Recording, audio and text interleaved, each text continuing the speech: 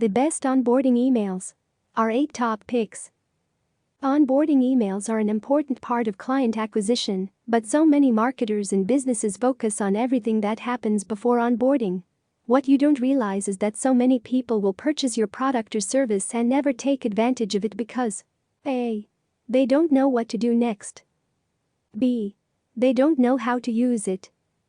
C. You sold to someone who can't use it, won't use it, and doesn't need it. While it's important to focus on getting clients and customers, what you do after you sold them is just as crucial.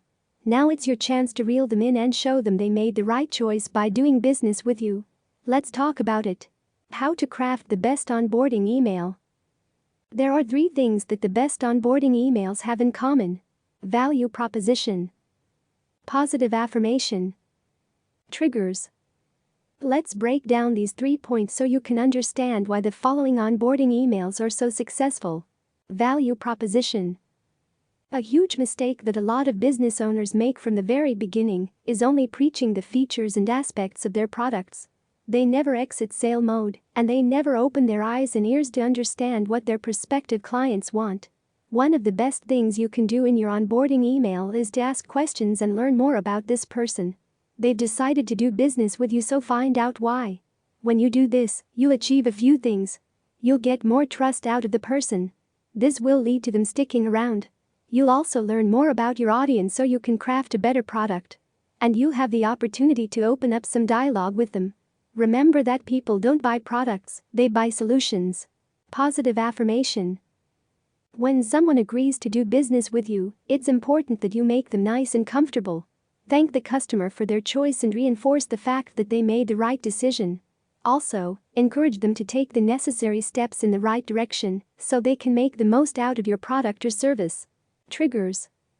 It's important that your emails are personalized and unique to the individual's journey. You shouldn't send the same onboarding emails to every person that signs up for your product or service. Why? Because it's possible that not everyone is on the same step. For example, if you're selling a course on opening a restaurant, there are different goals that each person might want to accomplish. Some people might have funding, investors, employees, and locations already figured out, but they need help with operations. Others might have none of that, but they might have 30 years of restaurant experience, but they need help with financing. When you have behavioral triggers set, you can create uniquely crafted emails that meet the needs of the person you're trying to reach. This will show them that you understand them, care about their needs, and are here to serve. Now let's dive into some excellent examples and breakdowns of these 3 points in the following emails. 1. Close. Teach them something. We had to cut some of this email off due to the sheer size of it, but you get the point. A big problem with a lot of onboarding emails is that they go straight to the point too fast and too often. Close doesn't do that with their Startup Sales Success email drip campaign. They teach you valuable information in their email, and it starts right from the moment you sign up. They talk about 7 key characteristics you need to look for in yourself, as well as your team, to make sales as a startup. They're not wasting any time, and they're providing value to their audience right off the bat, and we think this is something powerful. The customer is going to open this email, likely excited about their new journey, and find a ton of valuable information right away. They're going to know that they made the right choice. Something else they do right in this email is they provide a personal tone, as if they're talking to a friend or networking with someone. This email is meant to be interactive rather than something you get, look through it, and move on to something else. 2.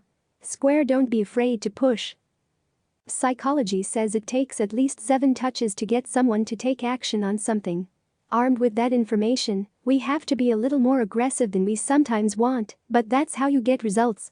For example, customers and clients may end up backing out of your services because they simply didn't have enough information to take action. For them to get that information, all you needed to do was send a few more useful onboarding emails. And you could have decreased the client turnover dramatically. That's what an email marketer at Square did. They originally sent 1 email, 10 minutes after someone signed up, but didn't finish activating their account. When you think about it, you can see the flaw right there. If someone is too busy to finish activating their account, chances are they will continue to be too busy for 10 minutes after. They'll get the email, open it and say, "Oh yeah, I'll get to that soon," and then never see it again. Instead, they change to sending emails 1, 3, and 7 days after sign-up. And they share tips in these emails to help with those people who might feel unsure about what to do next. People are busier than ever. You need to take every opportunity you can to nudge them through the process. Otherwise, they won't do it on their own. It's your responsibility to nudge them along. 3. Intercom. The first 10 days are crucial. Intercom discovered something super exciting. After 10 days of inactivity with a product, the user loses interest and thinks that they either don't need it or it won't work. Can you believe that?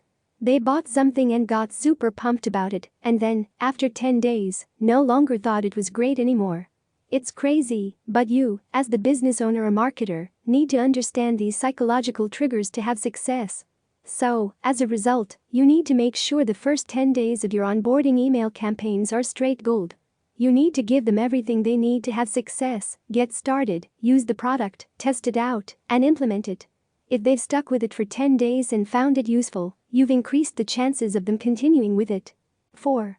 Wishes. Sometimes selling works.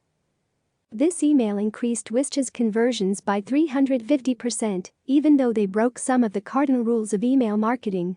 You're not necessarily supposed to sell anything through an email, but they made it happen.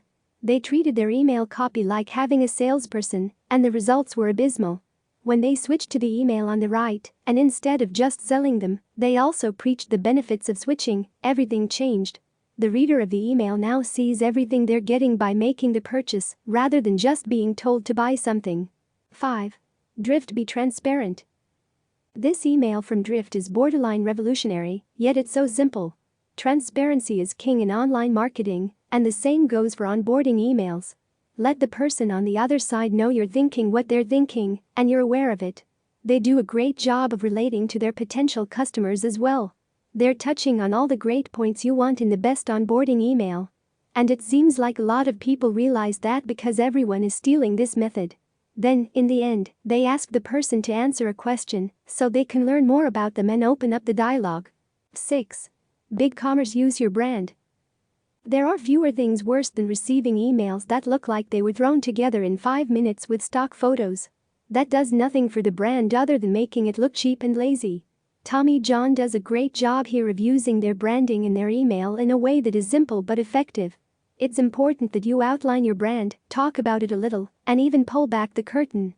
We see a lot of companies show some behind-the-scenes photos about the operation when someone decides to do business with them. That's helpful with the transparency factor.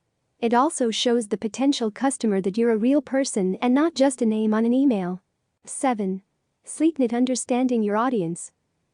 We've talked about this a little, but it's probably one of the most important email factors to keep in mind. Sending unique emails based on the individual step in the process is good. And you also need to make sure you're segmenting your email list for follow-up emails. To properly segment your list, you need first to understand your audience. You need to have a customer avatar that describes your ideal client. And you always need to keep them in mind when you're crafting an onboarding email campaign. Think about what your customer is going through right now. What do they want to accomplish? What are their pain points? And what will really make a difference in their life? When you figure those things out, craft your email copy based on that. Once done, you'll know you're appealing to their direct needs at that exact moment. Also, realize that even if you have one customer avatar, not everyone will have the same needs. This is where email segmentation comes in. 8. Hootsuite. Focus on the steps. Onboarding emails are there to simplify the process for your customers and to explain to them in a step-by-step way what they need to do next. Make sure your emails are following that by offering the most valuable information at the time when it's needed most. For example, Hootsuite talks about their first step being getting customers familiar with the product. That's great. You wouldn't send them an email teaching them how to set up a Facebook pixel before you educate them on why. Right? If you overwhelm or confuse customers during the onboarding process,